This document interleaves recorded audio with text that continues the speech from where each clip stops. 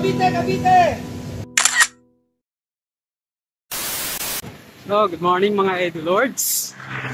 Basta kayo dyan, panibagong video na naman mga Lodi.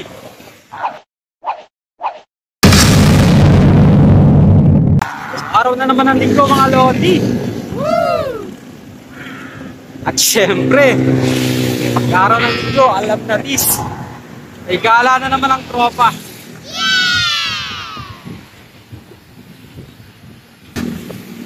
Gusto niyo bang malaman kung saan na naman kami pupunta? Kung gano'n, panoorin niyo yung video ko.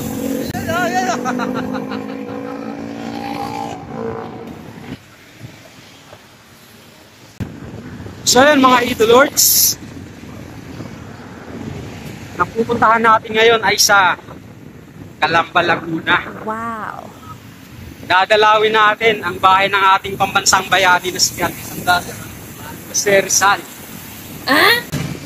Alam nyo mga Lodi, dati sa libro ko lang nababasa yung bahay ni Dr. Jose Rizal, mga Lodi, sa TV.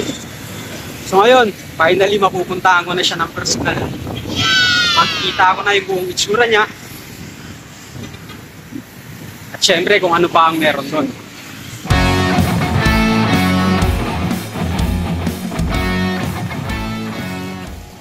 A few moments later.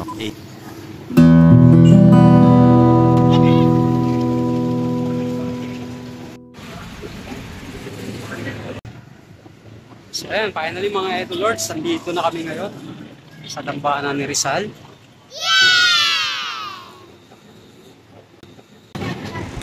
So ayun, pagdating namin dito mga Lodi ay hindi namin expect na marami palang tao. Mayroon palang field trip at napakaraming estudyante. Kaya tumambay na lang muna kami sa likod ng bahay ni Jose Rizal.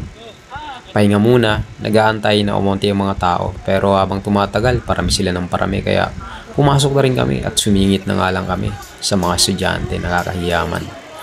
So dito ay makikita nyo ang karuwahe sa may pintuan pa lang. Gallery 1, kaliwanagan daw. So hindi ko na inusisa kung anong meron dyan. At nandito naman ang Laguna ni Rizal. May mga lumang libro, lumang mapa na makikita sa paligid.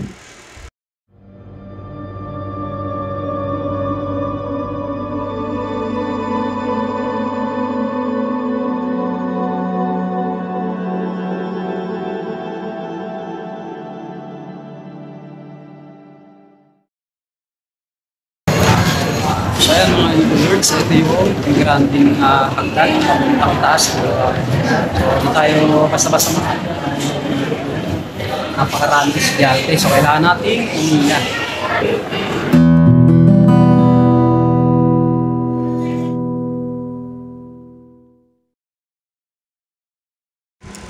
At sa pader nga na ito ay makikita mo ang mga kaganapan ng kabataan ni Jose Rizal nung siya nag-aaral pa, kung saang paaralan siya nag-aaral at kung ano yung mga natapos niya. Kamangha-mangha talaga ang mga ginawa ng ating pambansang bayani mga Lodi. At syempre, sa parting ito lang medyo kami nagkakahalintulad. Alam nyo na yun. Sa pagdating nga dito ay mga lumang sulat naman ang nakalagay. Mga lumang litrato niya. At uso na pala ang kimpi dati, akala ko one-sided lang siya. Akalain mo lang.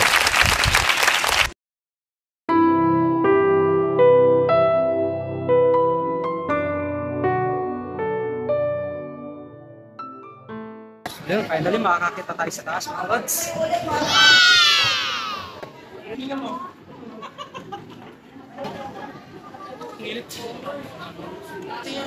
So yun, nandito tayo sa taas. At sa parting ito ay makikita mo ang lumang larawan at estatwa ng ating pambansang bayani. At ito nga pala mga Lodi ang kanilang living room.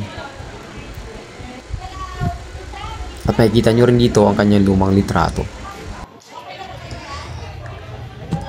At sa parting ito naman ay makikita nyo ang kwarto ng mga babae. Meron itong isang kama. At dito naihiga ang panganay na babae. At ang kanyang mga kapatid naman ay sa lapag. Ganun daw talaga kasi ang setup noong unang panahon. At sa parting ito naman ay ang kwarto ng mga lalaki. So bali dito na tutulog si Jose Rizal at ang kanyang nakakatandang kapatid na si Pasiano Rizal.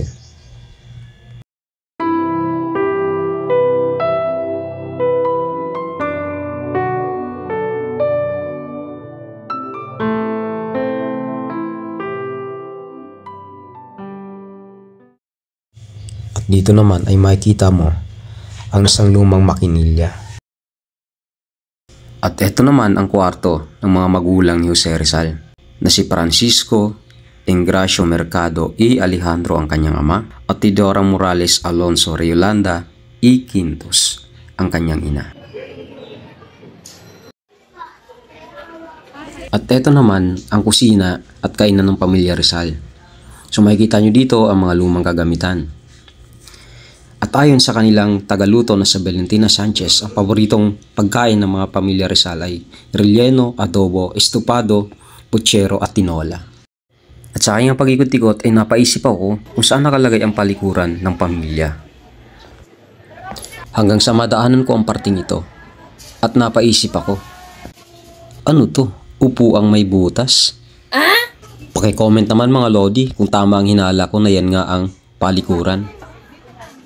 At itong parting to ay sigurado ako na ito ang paliguan kasi merong mga tapayan ng tubig.